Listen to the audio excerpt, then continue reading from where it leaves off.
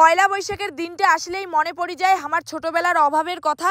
টাকার জন্য কিন্তু মাও আমাকে তেমনভাবে কোনো উপহারে দেওয়ার পায় নাই। পয়লা বৈশাখত আমার গ্রামের আশেপাশের বাচ্চাগুলো কত ভালো ভালো জামা কাপড় পরছিল, কিন্তু মাও খালি আমার জন্য 5 টাকা দামের কালা সুতার শিকই আর ভাইয়ের জন্য একটা সেন্ডো গেঞ্জি, মোর জন্য একটা সুতির টেপ জামাই আনছিল। So hey hello everyone, good morning সকাকে। কেমন আছেন সবাই? মুই তো খুব ভালো আছং। তোমরা কেমন আছেন অবশ্যই কমেন্ট করি জানাবেন। তো যাই হোক, প্রথমেই মোর তরফ থেকে জানাং নববর্ষের প্রীতি ও শুভেচ্ছা আরও ভালোবাসা। আর এইবার পয়লা বৈশাখত কিন্তু মায়ের জন্য মুই একটা সুতির নাইটি কিনছুং, ভাইয়ের জন্য একটা গেঞ্জি কিনছুং, আর কিনছুং একটা মশারি। আর ছোটবেলা থাকিয়ে ছিল আমার অভাবের সংসার, সেই জন্য কিন্তু পয়লা বৈশাখত নতুন জামা তো দূরের কথা, মা আমাকে দুর্গাপূজাতে জামা কিনি দেওয়ার পায় নাই।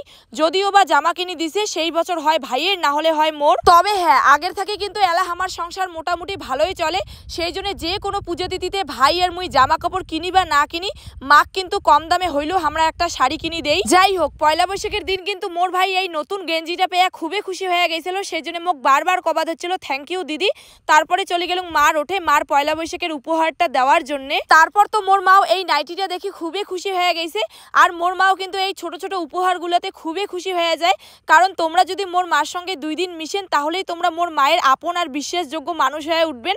আর মোর মাও তাড়াতাড়ি মানুষকে বিশ্বাস করে, এইটাই হল মোর মার দুর্বলতা। আর পয়লা বৈশাখের দিন ঘুম থেকে উঠিয়ে দেখো আমার গ্রামের ছোট্ট ছোট্ট বুনুগুলা সাজুগুজু করিয়ে চলে এসছে আমার বাড়ি মগ উমার পয়লা বৈশাখের জামা কাপড় জুতা দেখার জন্য। যাই হোক, কয়েকদিন আগত জ্যাকের জন্য আমরা একটা বেল্ট অর্ডার দিছিলাম, আর ওই বেল্টটা আসছিল পয়লা বৈশাখের দিনে, কিন্তু উনি এতটাই পাজি বেল্টটা 1 ঘন্টার মধ্যে ছিঁড়ি ছুটিয়ে টেল্ট বানিয়ে রাখছিল। আর প্রতি বছর কিন্তু আমরা পয়লা বৈশাখের দিন করি নিরামিষ খাই, যেহেতু ওই দিন থেকে গণেশ পূজা, তার সঙ্গে বছরের প্রথম দিন, সেই জন্য আমরা কিন্তু বাড়িতে মাছ মাংস কোনো কিছুই আনি না। তার জন্য দুপুরবেলা শাক, গাছনা আলুর তরকারি, কাঁঠাল এইসব রেডি করিয়ে বসে দিয়েছিলাম রান্না, কারণ মোর মাও কিন্তু বেশিরভাগ সময় রান্না করে, সেই জন্য মাক মুই কসুং আজি পয়লা বৈশাখের দিন মুই তোকে রান্না করি খাওয়াইম, তুই খালি মাঝে মধ্যে মুখ দেখে দিস। সেই জন্য প্রথমেই কিন্তু গরম জল দাগত কাঁঠাল তারপরে গাছনা আলুগুলো সিদ্ধ করে নিছিলাম, কারণ তোমরা যদি অল্প অল্প কাঁঠাল আর গাছনা আলুগুলো সিদ্ধ না করেন তাহলে তরকারির কিন্তু কোনো স্বাদ পাবেন না। তারপর অর্ধেক রান্না করতে করতে মুখ লাগে গেছে খুব গরম, আর ভাই আনছিল বাজার থেকে একটা তরমুজ,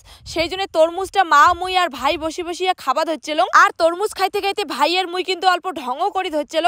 তারপর চলে গেলুম শিলবাট্টাত মশলা বাটির জন্য, আর আমার বাড়িতে কিন্তু শিলবাটার মশলাটাই বেশি পছন্দ করে। তবে হ্যাঁ, আগের থেকে কিন্তু আমার সংসারত এলা অভাব খুবই কম, আর আমরা কিন্তু মধ্যবিত্ত না হই একদমই গরিব।